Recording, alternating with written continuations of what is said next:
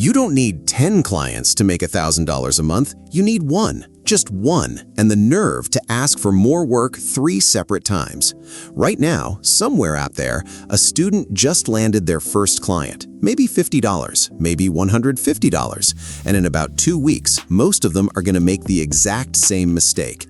They'll finish the job, say thank you, and go quiet. Then they'll start the whole scary process all over again, hunting for client number 2 from zero.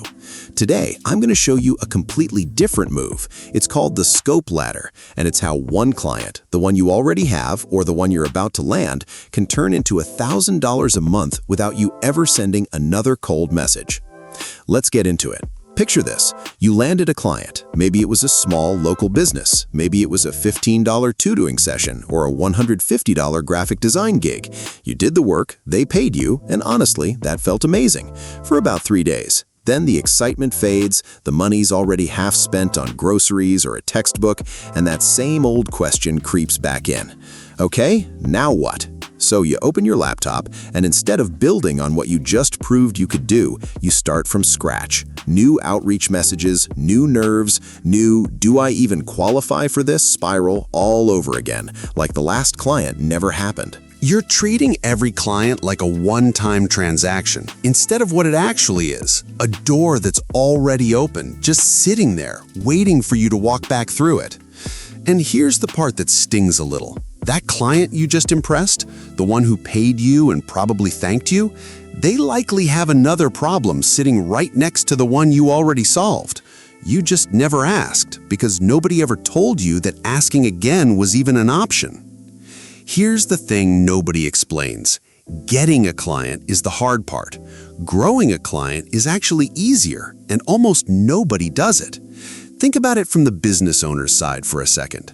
Finding someone reliable who shows up on time, does good work, and doesn't need to be micromanaged, that's genuinely hard for them too. It's not just hard for you to find them. When they finally find someone like that, the last thing they want to do is go start that search over. But most students never even give them the chance to keep paying. You do one job, say thank you, and disappear. And now they're stuck looking for their next helper too, right back where they started. Both sides lose something that was already working. The real shift is this. Your first client isn't a one-time paycheck you cash and move on from. It's the start of a relationship you can build in layers, one small, honest ask at a time, until it's worth a lot more than that first $50 ever was. So here's the mindset flip I want you to make today. Stop asking, how do I find my next client? Start asking, what's the next problem this client already has that I could also fix? That one shift changes everything because you're no longer competing with 100 strangers for attention. You already have trust. You already have proof. You already know how they communicate, what they care about, and what good work looks like to them. That is worth more than you think. Here's a simple way to picture it. Imagine your client relationship as a ladder with 3 rungs. Rung 1 is the first small job, the thing that got you in the door in the first place. Rung 2 is adding a second related service once they've seen your work and started to trust you. Rung 3 is turning the whole thing into a monthly retainer, a set amount they pay you every single month for ongoing work instead of separate jobs you have to keep pitching one at a time. Most students get one foot on rung 1, feel proud of themselves, and just stop climbing right there. They treat the first payment like the finish line instead of the starting point. Today, we're climbing all 3, one honest, low-pressure ask at a time. Let me tell you about Emma. Not a real case study, just a realistic example of how this plays out. Emma was a junior, decent writer, tight on money the way most students are by March. She landed her first client almost by accident, a small local bakery whose owner mentioned, kind of offhand, that their email list was a mess and nobody ever opened their newsletter. Emma offered to write one email for $25. Just one. Clean subject line, short, friendly, told people about a weekend discount. The owner sent it out, and for the first time in months, people actually showed up mentioning the email. That's rung 1. Most students would have stopped right there, thanked the owner, and gone looking for a totally new client the next week. Emma didn't. A few days later, she sent one short message. "Hey, since that email did well, want me to also write your Instagram captions each week so everything sounds consistent?" That was rung 2. The owner said yes almost immediately because Emma had already proven herself once. And honestly, it's easier to say yes to someone you already trust than to interview someone brand new. 2 weeks after that, Emma sent one more message. "I could just handle your emails and captions every month for a flat rate so you don't have to think about it." That was rung 3. They landed on $200 a month. Not from 10 clients, from one bakery, 3 conversations, and a little bit of nerve. And if this kind of honest, no-hype money talk is helping you see things differently, that's exactly what this channel is built for.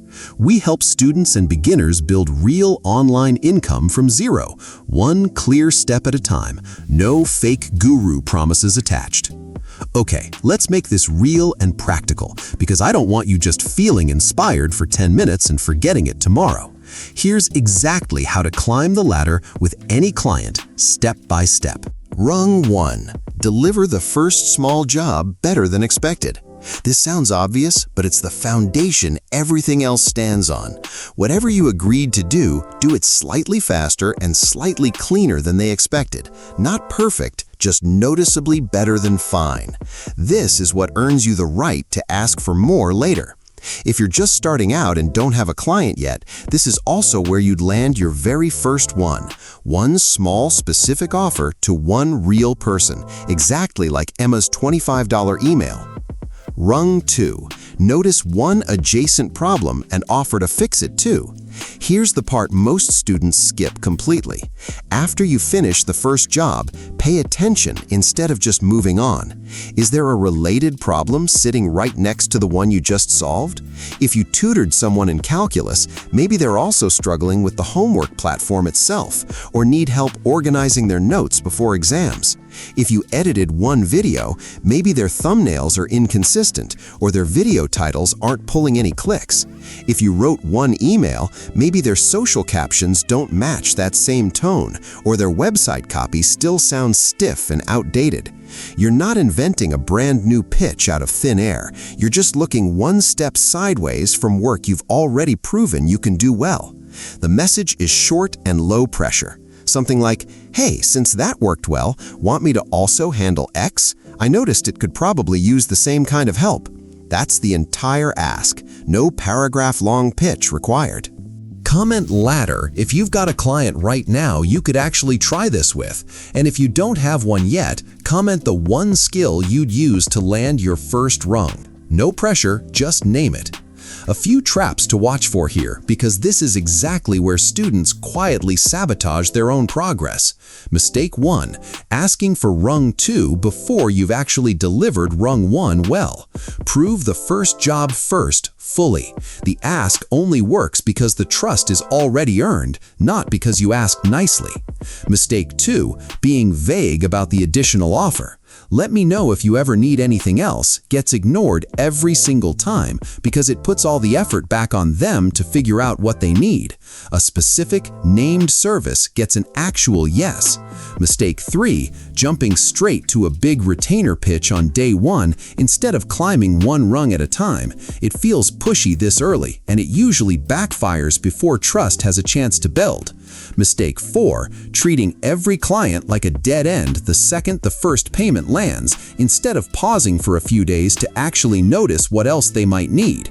And mistake 5, this one's sneaky, undercharging so heavily on the retainer that it stops feeling worth your time and you quietly start resenting a client who actually likes working with you. Once you've proven value twice over, you're allowed to price like it. Here's what I want you to walk away with.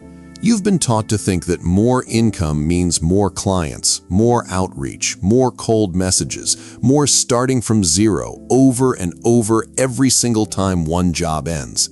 But the fastest path to your first $1,000 a month usually isn't client number 5 sitting out there somewhere you haven't even found yet. It's the one relationship you already have, or the one you're about to build this week, climbed one rung at a time. on purpose. Deliver well. Notice the next problem. Offer to fix it too. Turn it into something steady instead of letting it quietly end. This is educational, not financial advice. Your results depend on your effort, your consistency, and what your specific client actually needs. But the path itself is learnable, and it's genuinely smaller than it looks from where you're standing right now. So here's your move for the next 24 hours. If you already have a client, think of one adjacent problem you could offer to fix and send that message today, not next week. If you don't have a client yet, that's completely fine too. Go land your first small job, rung 1, sometime this week. That's the whole start. And if this gave you a clearer way to think about the client you already have or the one you're about to get, subscribe. The next video is going to help you take the next step toward turning that steady $1,000 into something even bigger.